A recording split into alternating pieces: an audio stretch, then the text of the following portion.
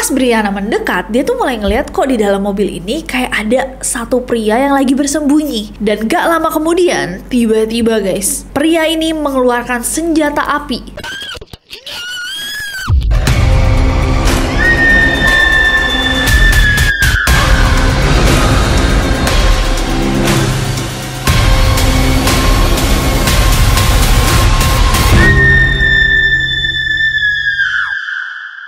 Momen-momen terakhir seseorang sebelum nyawanya hilang. Hey guys, it's Nessie and welcome back to Neror. Kalau kalian belum subscribe ke channel ini, jangan lupa klik tombol subscribe-nya.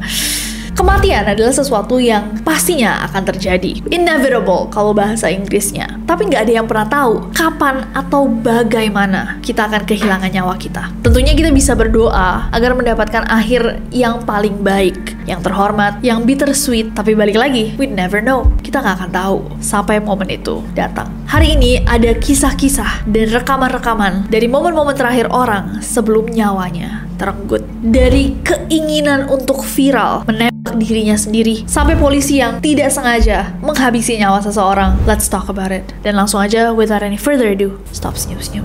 Shit's about to go down.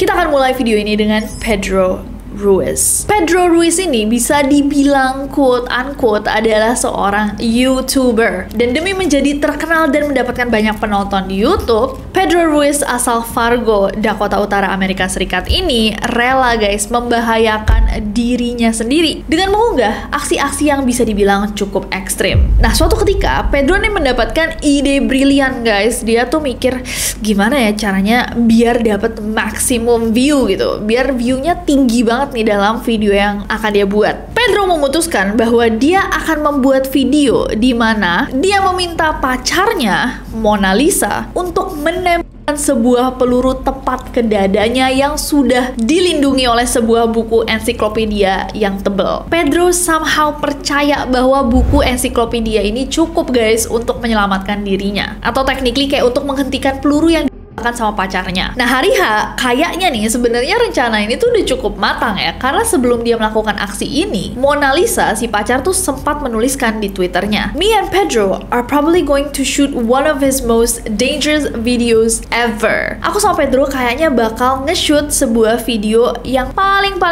berbahaya yang pernah dilakukan. Ini ide dia, bukan ide aku, katanya Mona Lisa. Lalu disaksikan oleh sekitar 30 orang, juga termasuk anak mereka guys, anaknya Mona Lisa sama anaknya Pedro yang baru berusia 3 tahun. Mereka pun mencoba melancarkan aksi berbahaya ini dengan buku yang sudah di-marking, udah digambarin nih di mana Mona Lisa harus menembakkan pelurunya hanya dari jarak 30 cm. Mona Lisa pun menembak Pedro. Dan jelas guys, buku ensiklopedia setebal apapun tidak cukup tebal untuk menahan sebuah peluru. Peluru itu menembus langsung masuk ke dadanya. Pedro pun langsung meninggal di tempat. Dan kalau kalian ingat video ini, yes, semua ini direkam dan terekam dengan baik. Cuman ya jelas rekamannya akhirnya nggak disebarluaskan ke publik. Tapi kalau kalian mau lihat seyakin apa Pedro di masa-masa terakhirnya, kalian bisa nonton video ini. The ultimate test to see if this 50 caliber bullet will go through a book is I'm just not gonna just set it and just shoot it. No, I'm going to stand behind it, and Mona Lisa is going to shoot it, hoping she hits the book and not me. So if I'm gonna die, I'm pretty much ready to go to heaven right now. Mona Lisa pun ditahan dan didakwa dengan pembunuhan. Selama persidangan, Mona Lisa berkali-kali mengatakan bahwa dia tuh cuma mengikuti perintahnya Pedro. Dalam transkrip yang dibacakan di persidangan, sebelum benar-benar Pedro, Mona Lisa sempat mengatakan dia nggak mau melakukan hal itu dan dia nggak mau tanggung jawab kalau ada kenapa-napa. Tapi Pedro tuh kembali meyakinkan dia dan bilang, "As long as you hit the book, you'll be fine. Come on,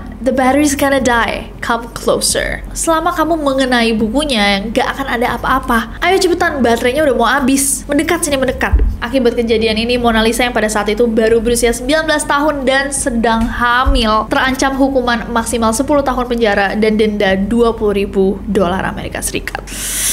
Damn, that's wild. Ini bapak 2 anak juga heran. Ngide banget. Yakin pula. Cogil. Next Next ada kasusnya Brianna Tedesco. Jadi, pada tanggal 26 Juli tahun 2018, sekitar jam 5 pagi, Brianna Tedesco, seorang petugas kepolisian Lakemore, Illinois, Amerika Serikat yang pada saat itu lagi berpatroli di sekitar Four Seasons Boulevard, ngelihat ada sebuah SUV, guys. Ada sebuah mobil SUV yang mencurigakan berjalan mundur ke arah jalan kerikil dengan kondisi lampu mobilnya tuh mati. Brianna yang pada saat itu melihat, dia ngerasa kayak, kok ini mobilnya sangat mencurigakan ya. Dia pun menyalakan lampu darurat, mengaktifkan kamera dashboardnya, dan juga kamera yang ditaruh di tubuhnya. Pasti teroris sudah nggak asing sama body camnya polisi, apalagi di Amerika Serikat. Biasanya di Amerika Serikat kayak di kasusnya Chris Watts, itu selalu mereka nyalain kamera saat mereka bertugas. Lalu Brianna menghampiri mobil mencurigakan ini. Pas Brianna mendekat, dia tuh mulai ngeliat kok di dalam mobil ini kayak ada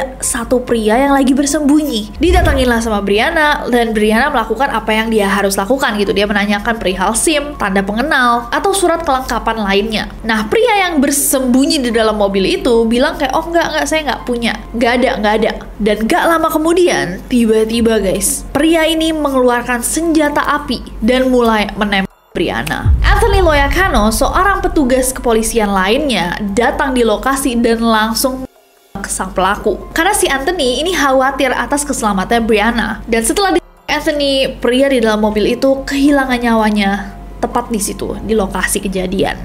I have the 28 Florida, Pennsylvania. King Henry Lincoln 4596. No!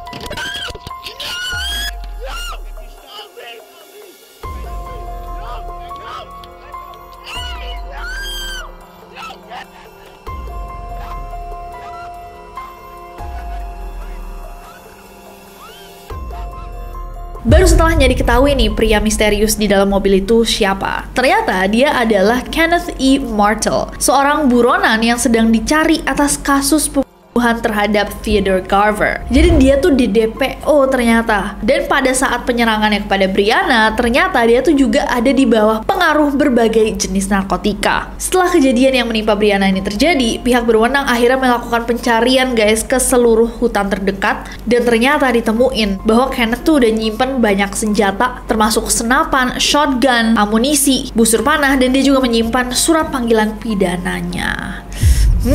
Wow, berarti ini technically ya, videonya merekam si Kenneth sesaat sebelum dia mencoba untuk mengakhiri hidup seseorang, Brianna, tapi malah akhirnya video ini merekam akhir hidupnya karena dia yang ditembak sama Anthony dan kehilangan nyawanya. That's crazy. Dan nunjukin kita nggak sih guys bahwa pekerjaan sebagai polisi bertugas itu sangat-sangat besar ya resikonya. Ngeri banget rekamannya. Next ada kasusnya Dorothy Fontaine. Nah, kasus yang satu ini guys bener-bener memecah publik setelah terjadi. Nanti kalian bakal tahu kenapa. Jadi pada 5 April tahun 2023 kemarin, Mustafa Al-Jazairi bersama pacarnya Dorothy Fontaine dan anak mereka yang baru berusia 5 tahun ada di sebuah mobil bersama. Kamera mobil itu menunjukkan situasi di dalam mobil. Nah, terlihat dari rekamannya Mustafa sama Dorothy itu kayak sempet cekcok di dalam mobil ini. Tapi kalau dari rekaman nggak kelihatan kayak mereka tuh saling teriak atau saling berekspresi besar gitu dalam perdebatan ini. However, tiba-tiba mobil yang dikendarai sama Mustafa itu dalam kondisi berjalan dengan sangat cepat pindah ke haluan sebelah ke tempat mobil yang berdatangan dari lawan arah tanpa alasan yang jelas. Bahkan kalau dilihat dari kamera yang menghadap ke Mustafa dan juga Dorothy tuh kelihatan tiba-tiba panik, kaget kenapa tiba-tiba mobilnya masuk ke haluan yang sebelah, haluan yang berlawanan, tapi mukanya Mustafa itu kayak flat-flat aja. Terjadilah kecelakaan besar yang akhirnya merenggut nyawa dari Dorothy dan anak mereka yang berusia 5 tahun tadi. Kasus ini guys jadi rame banget karena sebagian orang percaya bahwa Mustafa itu melakukan hal ini secara sengaja, tapi sebagian lainnya termasuk keluarga Mustafa merasa bahwa ini hanyalah sebuah kecelakaan. Kasus ini lumayan panas di pengadilan sampai ada didatangkan nih lip reader, pembaca bibir yang mengatakan bahwa Dorothy itu sempat berteriak mengatakan, "Tidak, ada anakku di dalam mobil." Tapi Mustafa tetap tancap gas. Selain itu, nggak ada tanda-tanda bekas selip di TKP dan cuma ada bukti pengereman ringan dari mobilnya Mustafa. Kerusakan yang parah juga terjadinya di bagian sisi penumpang dan hal-hal ini ini membuat jaksa yakin bahwa Mustafa itu dengan sengaja melakukan hal ini, menyebabkan kecelakaan yang sebenarnya bukan cuma menyelakakan pasangannya ya guys, tapi menyelakakan orang yang nggak tahu menahu gitu di haluan yang berlawanan tadi. However, kuasa hukumnya Mustafa itu juga kekeh bilang bahwa kliennya tidak bersalah. Akhirnya Mustafa cuma diberikan denda $5.000 dan dibebaskan dari tuduhan percobaan pembunuhan.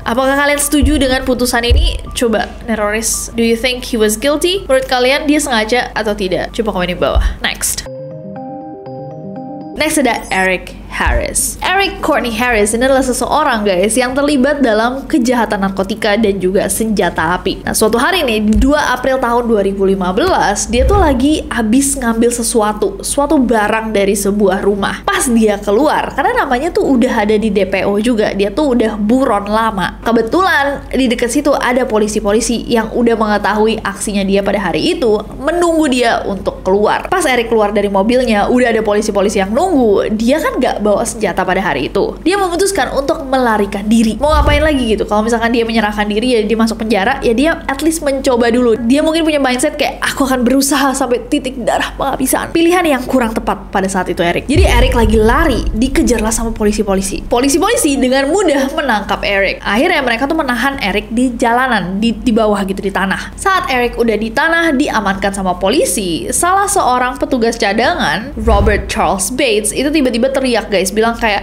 kita tase aja, kita tase pakai taser gitu, mau disetrum pakai senjata listrik gitu kan. Nah, si petugas cadangan ini mengeluarkan tasernya dia, dan ternyata guys, sebelum dia menembakkan, dia nggak ngecek dulu bahwa itu yang dikeluarkan sama dia bukan senjata taser, melainkan sebuah pistol. Dan dia tanpa mikir panjang langsung menembak Eric menggunakan barang yang ada di tangannya. Dan pada saat itu setelah dia menembak Eric, dia cuma mengatakan, I shot him, I'm sorry.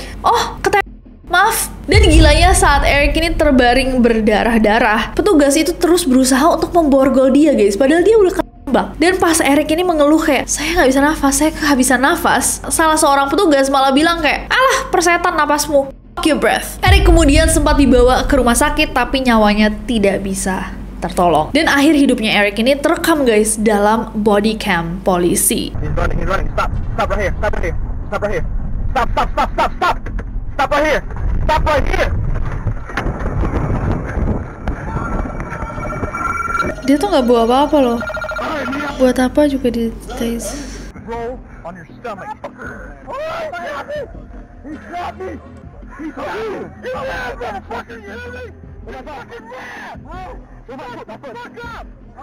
Robert, si petugas cadangan tadi, dinyatakan bersalah atas pembunuhan tingkat 2 dan dijatuhi hukuman 4 tahun penjara. Tapi dia dibebaskan setelah menjalani hukuman 18 bulan. Ini pasti lagi-lagi kayak ada hubungannya sama rasisme. Next.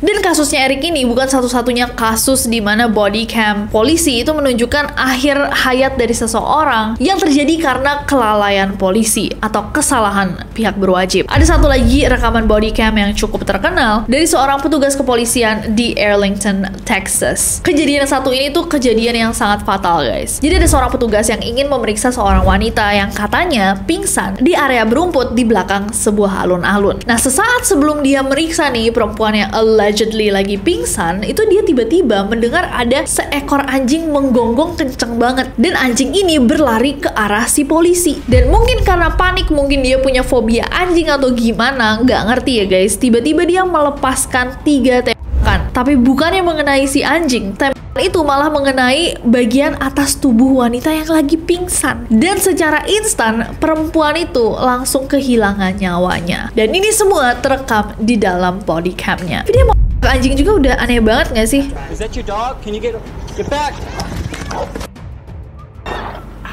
The dog survived. It is unclear whether that dog belonged to the woman. What the f? Dan gilanya setelah kejadian ini, petugas ini tuh cuma diberikan sanksi administratif dan cuti bertugas selama beberapa waktu. Karena dianggapnya ya dia lagi defending himself, membela diri. Oke, it's one thing kalau misalkan anjingnya emang kayak herder atau rottweiler yang bisa dia gitu, tapi kan ini dia nempel ke arah dimana belakangnya tuh ada orang. Pasti keluarga dari wanita ini kayak mendingan lo kagak bantu sama sekali, mendingan lo lari aja dari anjingnya. Tapi nggak tahu sih, dalam situasi kayak gini tuh susah banget untuk bilang siapa yang salah, ya nggak sih? Kalau menurut kalian gimana guys? Coba komen di bawah. Next. Oke guys, dan yang terakhir ada kecelakaan bus SMK Lingga Kencana. Mungkin kalian masih ingat kecelakaan maut yang menimpa rombongan bus karya wisata SMK Lingga Kencana Depok pada Sabtu 11 Mei 2024 kemarin. Kecelakaan ini melibatkan 5 kendaraan yang terdiri dari 3 bus rombongan siswa dan guru, sebuah mobil SUV, dan 3 motor. Dan kecelakaan ini merenggut 11 nyawa. Nah, sehari setelah kecelakaannya terjadi pada Minggu tanggal 12 Mei 2024, sebuah akun TikTok bernama @YT_XENN25 mengunggah sebuah video detik-detik kecelakaan yang terjadi. Dan diketahui bahwa ternyata ini adalah potongan video dari live yang pada saat itu dilakukan oleh sang siswa. Ini momenku kecelakaan pas lagi live semalam. Akibat kecelakaan remblong, bis memang tidak sehat. Maaf ya nggak bisa live dulu, maaf banget. #Depok 24 jam, #Depok, #FYP, #viral, #kecelakaan bus.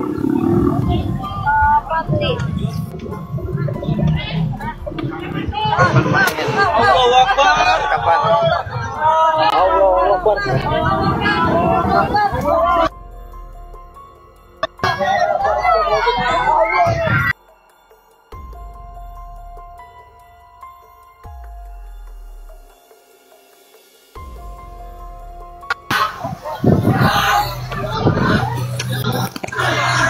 Sumpah guys, gua kecelakaan, Cok. Gua kecelakaan.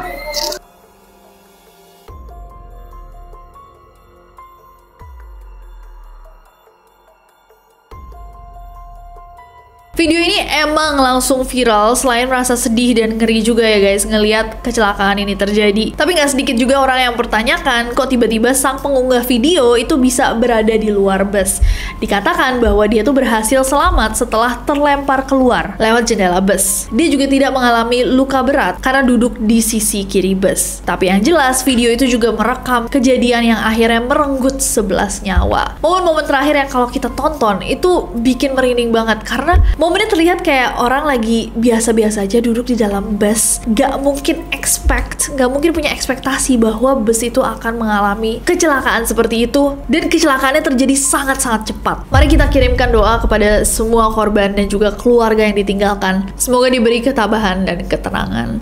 Neronis itu tadi adalah video-video terakhir sebelum nyawa terenggut. Apa takeaway kalian dari video kali ini? Apa pembelajaran yang mesti kita ingat semuanya? Setiap kali kita membahas tema-tema seperti ini tuh, I think banyak Neronis yang saling mengingatkan gitu bahwa we never know. Kita nggak pernah tahu momen apa yang akan menjadi momen terakhir kita. Terkadang nggak ada sign, nggak ada tanda, nggak ada warning. Dan ternyata manusia serapuh itu. Sesulit itu bertahan hidup, tapi semudah itu direnggut nyawanya. Crazy. Neronis always stay safe.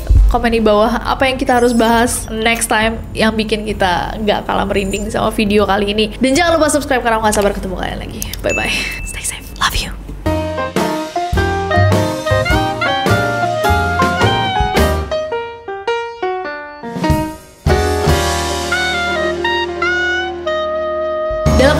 Dalam transkrip yang dan gilanya ngelihat segitu banyak kan yang ada